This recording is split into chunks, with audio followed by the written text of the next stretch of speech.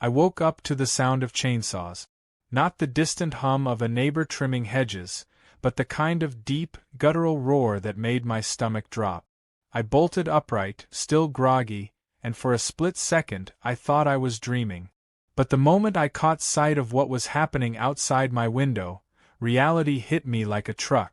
Men in neon vests were swarming my backyard, wielding chainsaws like executioners, slicing through my orchard like it was some overgrown weed patch.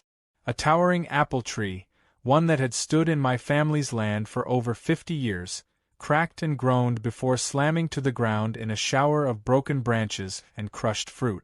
I tore down the stairs, flung open the back door, and sprinted toward the destruction, heart pounding.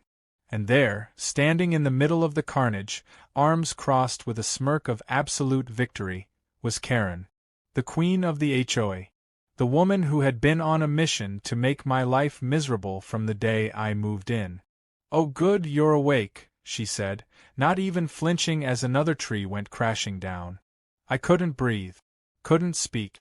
The smell of fresh cut wood filled my nostrils, the sight of sawdust floating in the air made my skin crawl.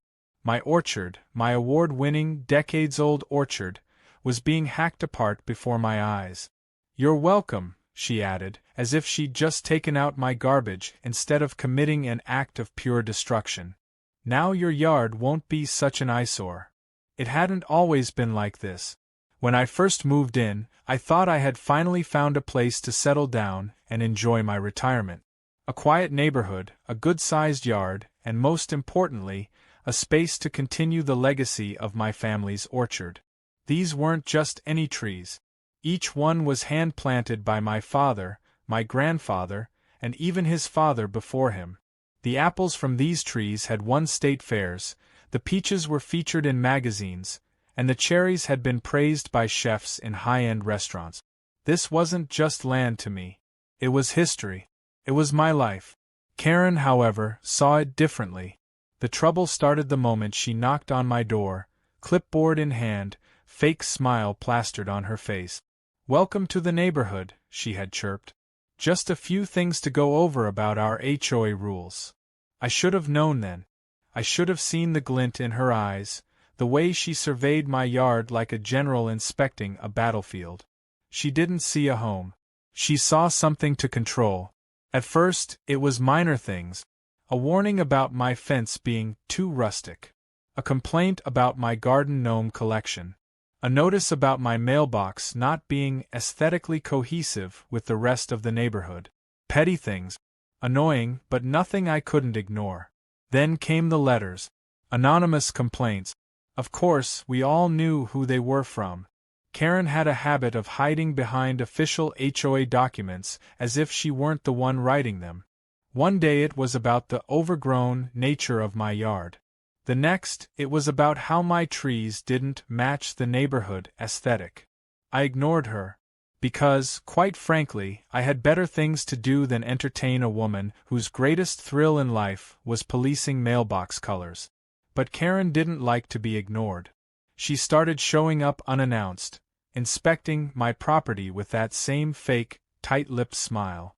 She'd take photos, make notes, complain loudly to any neighbor within earshot about how my orchard was disrupting the harmony of the community.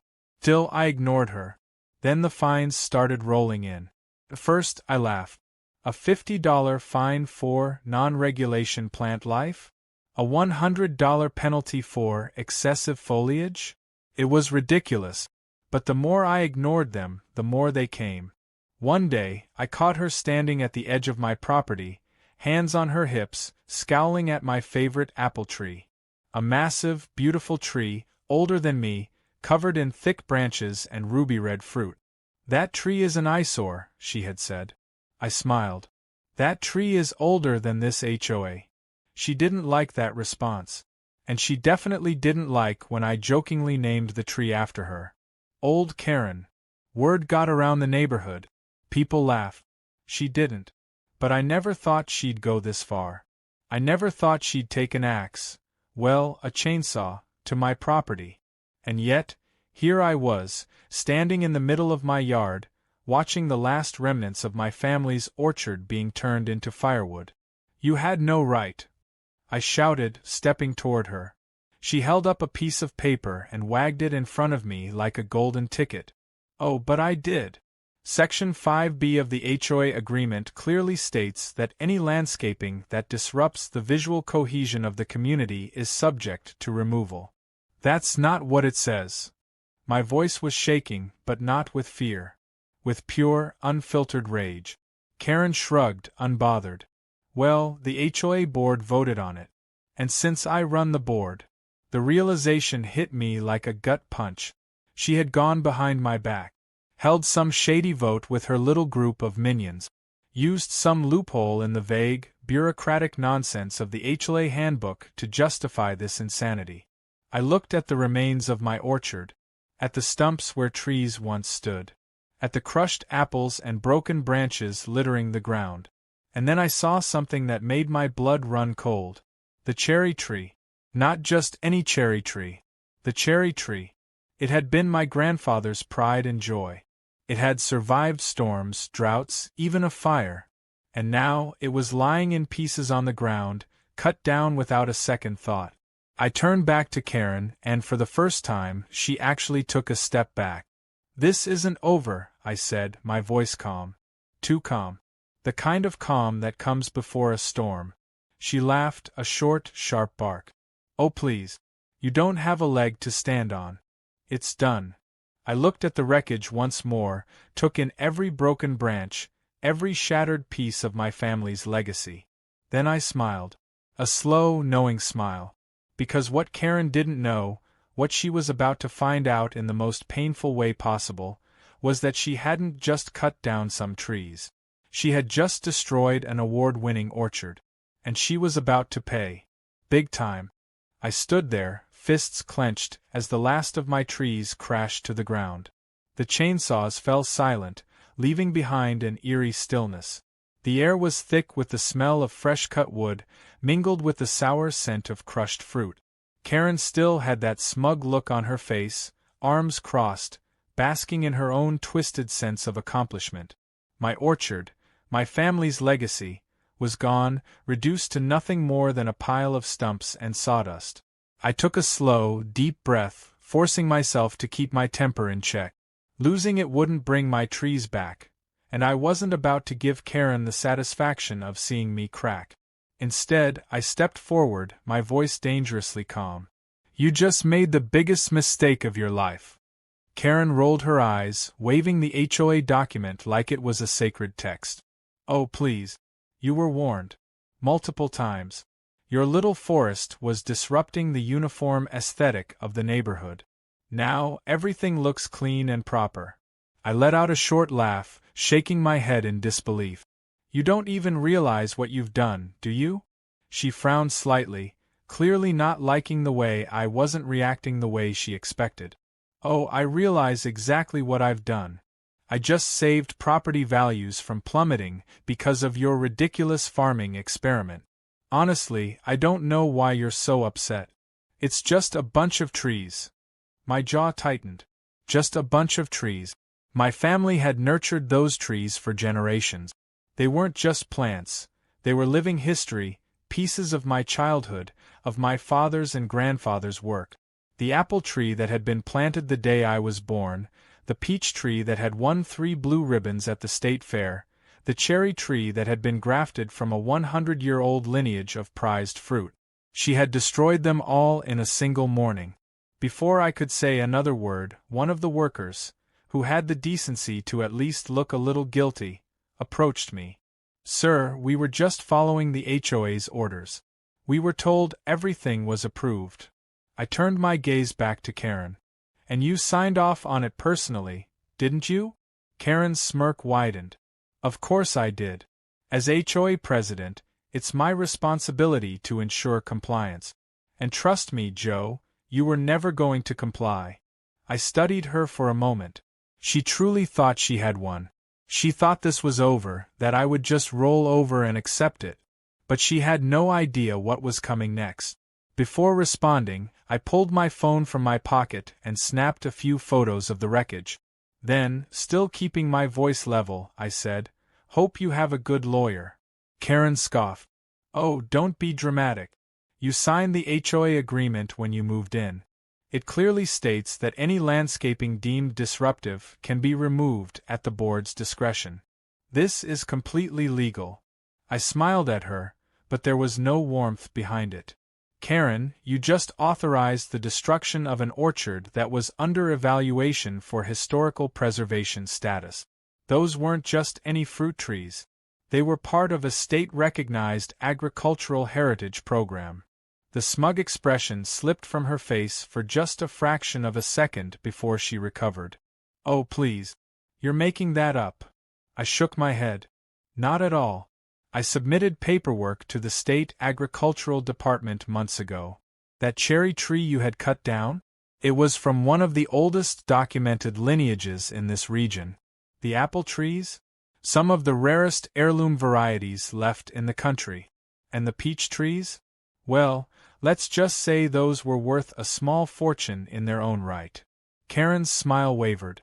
"Even if that's true, the HOA had every right." I cut her off, stepping closer. "No, you didn't. That orchard was on private property, and you had no legal right to order its removal without a formal hearing. Even if the HOA had concerns, this should have gone through a legal process. You skipped all of that and made an executive decision that's going to cost you." She huffed, still clinging to her authority. "The board voted on it." I narrowed my eyes. "And I'll be requesting the meeting minutes from that vote. Let's see how official it really was." For the first time, Karen looked unsure. She opened her mouth, then snapped it shut, clearly running through every excuse she could think of. I didn't give her the chance. "I hope you're ready for a lawsuit, Karen.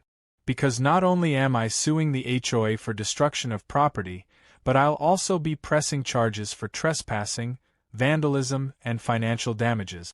And considering the value of those trees, I'd say you're in for a pretty hefty bill." The color drained from her face. "You're bluffing." I tapped my phone screen.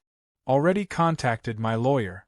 And since the local news loves stories about HOA overreach, I might just give them a call too."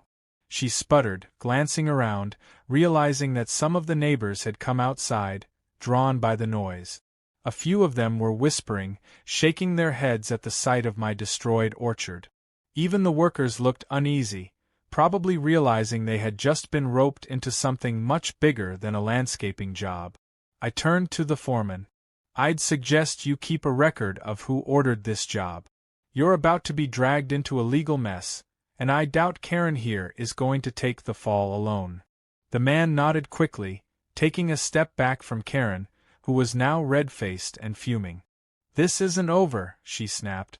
I smiled again. "Oh, I know. But the difference is, I'm the one who's going to win." Without another word, I turned and walked back to my house, stepping over the broken branches, the crushed fruit, the remnants of what had once been my life's work. The anger still burned inside me, but now it was focused, controlled. Karen thought she had won. She had no idea what was coming next. The courtroom was silent except for the rhythmic ticking of the clock on the wall. Karen sat stiffly in her chair, her arms crossed so tightly they looked like they might snap. Gone was her usual smug smile, the one she always wore when she was lording over the neighborhood with her HOA rulebook. Now she was pale, lips pressed into a thin line, eyes darting nervously between her lawyer and the judge. She wasn't in control anymore, and she knew it. I sat across from her, calm, collected, watching as the lawyer I'd hired laid out the case against her and the HOA. Every word felt like a nail in the coffin she had built for herself. Unauthorized destruction of private property. Violation of property rights. Financial damages. Breach of state preservation laws. The list went on and on. My lawyer presented expert evaluations detailing the value of my orchard, the lost revenue from my fruit sales, and the cultural significance of the trees that had been cut down. The moment he mentioned that one of the trees had been under official review for historical recognition, I saw Karen's hands tighten into fists. She had thought she was just cutting down a few annoying trees. She had no idea she was about to be financially ruined. The judge listened carefully, occasionally adjusting his glasses, and when it was finally Karen's turn to defend herself, her lawyer cleared his throat and tried to spin the narrative. The HOA had acted in the best interest of the community. The orchard had been an eyesore. The trees had been non-compliant with neighborhood regulations. The usual HOA nonsense. Then came the moment Karen made the worst mistake she could have possibly made. She interrupted. "Your Honor, this is ridiculous," she snapped, unable to help herself. This was about keeping the neighborhood uniform. He was being stubborn. We did what needed to be done. The judge slowly lifted his gaze, expression neutral. "Did you say we?" Karen blinked. Her lawyer shot her a look that practically screamed, "Shut up," but she didn't. "Well, yes," she continued. "As HOA president, I have the authority to approve these decisions. It was a necessary action." The judge leaned forward slightly. "Did you consult a legal expert before authorizing the removal of the trees?" Karen hesitated, then shook her head. "Did you provide the homeowner with formal written notice before proceeding with the removal?" Another pause. Another shake of the head. "And did you at any point verify whether these trees had any agricultural or historical significance before ordering their destruction?" Karen opened her mouth, closed it again, then swallowed hard. She didn't have an answer because she had never bothered to check. She had been so consumed with her need to win, to control, that she hadn't stopped to consider what she was actually doing. The judge sighed, took off his glasses, and rubbed his temples. Then he delivered his ruling. The HOA was found guilty of overreach and property destruction. Karen, in her personal capacity as the acting president, was held financially liable alongside the association. The damages awarded to me were astronomical, enough to not only compensate me for the loss of my orchard but to hit the HOA with the kind of fine that would take years to recover from. Karen's personal liability meant she was on the hook for a significant portion of it. She turned a shade of pale I didn't think was possible. By the time court was adjourned, she looked like she was going to be sick. I walked past her on my way out, stopping just long enough to lean in slightly. "Hope you didn't have big vacation plans," I murmured. "You're going to need every penny." She didn't respond. She just stared ahead, her jaw tight, hands clenched into her lap. The news spread through the neighborhood like wildfire. Within days, the HOA board held an emergency meeting. Karen was voted out as president. Some of the members who had blindly supported her stepped down to avoid further lawsuits, and the entire structure of the HOA was thrown into disarray. Fines they had issued unfairly to other homeowners were being contested left and right. The power they had wielded so mercilessly was crumbling before their eyes. But I wasn't done. With the money I had been awarded, I purchased the vacant lot right next to Karen's house. It had been up for sale for a while, but no one had bought it because of the HOA restrictions. Now, with the HOA under fire and Karen out of power, things had changed. I brought in a team of landscapers, and over the next few weeks, I had a brand new orchard planted on that lot. Bigger than the last one. More trees. Taller trees. And this time, I made sure to plant them in a way that they perfectly framed Karen's house, blocking her view on all sides. The first time she saw what I was doing, she stormed outside, hands on her hips, mouth already open to yell at me. But the second she stepped onto the sidewalk, she saw the news crew. Reporters had caught wind of the story and were covering the aftermath, documenting the rebuilding of my orchard and the public downfall of the HOA. She froze, realizing that if she made a scene, it would be caught on camera. I saw her nostrils flare. I saw the way she trembled with rage, but she had no choice but to turn on her heel and storm back inside. A week later, I hosted a grand opening event for my new orchard. The entire neighborhood was invited. Food, drinks, music, and, of course, baskets of fresh fruit all handed out for free. Everyone was welcome. Well, almost everyone. Karen sat in her house, blinds drawn, refusing to come outside. I had no doubt she could hear the laughter, the music, the sound of people enjoying themselves. And I knew that the sight of my orchard, thriving and full of life, was the last thing she wanted to see every morning when she looked out her window. Some neighbors approached me that evening, shaking my hand, thanking me. Turns out, they had been just as fed up with Karen's reign as I had been, but they had been too afraid to fight back. Seeing her finally taken down had lifted a weight off their shoulders. One of them chuckled as they bit into an apple. "I guess you won, huh?" I smiled, watching as the sun set behind my newly planted trees, casting golden light over the rows of blossoms.